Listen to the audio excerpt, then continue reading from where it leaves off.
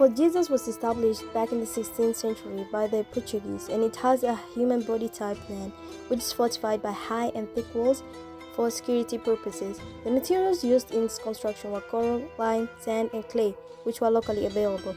As you enter the fort is a central courtyard whereby a museum lies within it and surrounded by different spaces. The fort consists of different levels accessed through stairs and ramps. The walls of the fort are packed with small openings and a bit bigger ones for putting through the cannons, and watchtowers erected to keep an eye on the outside. The passage of arches was an access to receive weapons through the sea and was dug out of coral reef exposed to the land, and is flanked on one side by the weapon storage area. In the fort was once a wall painted by unknown Portuguese soldiers or sailors with carbon black and red oxide in the 17th century. Their favorite topic being a variety of shapes. Other depictions were churches, different fish, as well as grotesque human figures. Some of the inscriptions observed were Saubal, a name of a ship, Lemes, a known Portuguese surname. However, the rule of the Portuguese did not last as they were conquered by the Oman Arabs, and their presence in the fort is evident from the Omani house, the decorative wooden doors with inscriptions of Quranic verses, ship models placed around, and a watchtower erected on the wall of the Omani house. I will let you watch a quick tour around.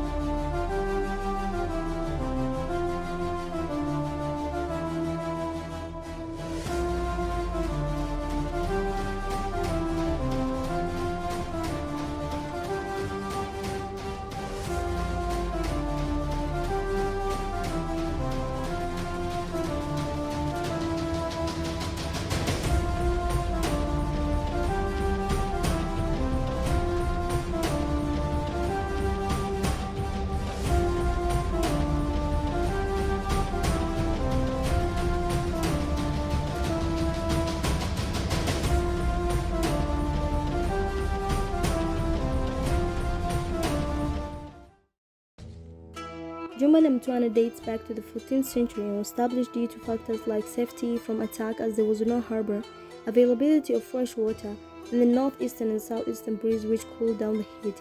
And this was established mainly for the purpose of resting after a long journey from the trading routes all across Indian Ocean, just like the caravanserais in the Middle Asia. The site is navigated through its narrow streets and hosts Great Mosque, which has different spaces like a separate space for women and a ablution area, water tanks, azan area, and so forth. It also has residential units, which were mainly inhabited by Omani Arabs, and these units were smaller as they were temporarily used. Picnic sites were situated by the beach to relax and enjoy the time they stayed there. A museum which preserves the culture and findings of the site is also present there. The use of pointed arches is shown through many entrances and spaces. Graves of the wealthy had inscripted tombstones, and the rest were buried on the bare ground. Once again, I will let you watch a quick tour around.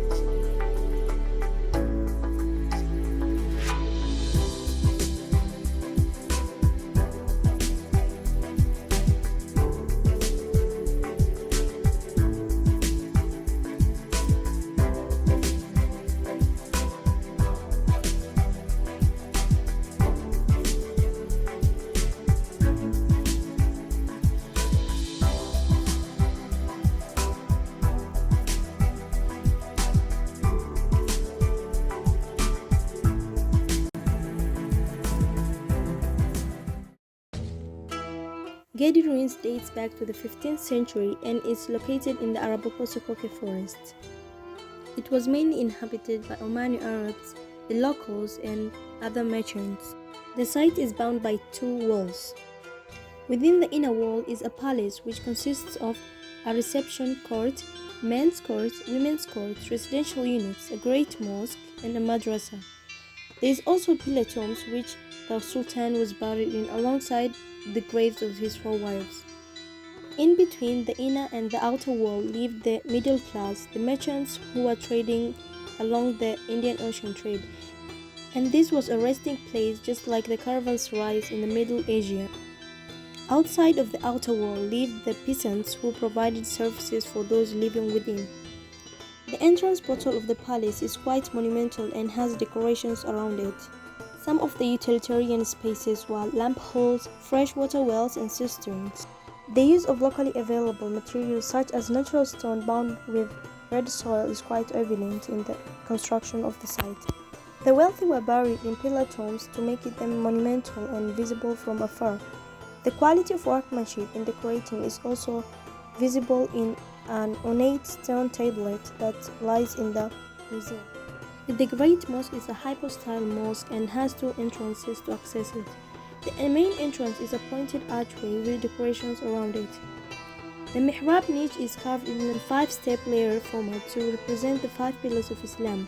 It also has acoustic qualities that makes the sound echo and be heard from distance. Some of the spaces found in the area were named after what was found in them after excavation.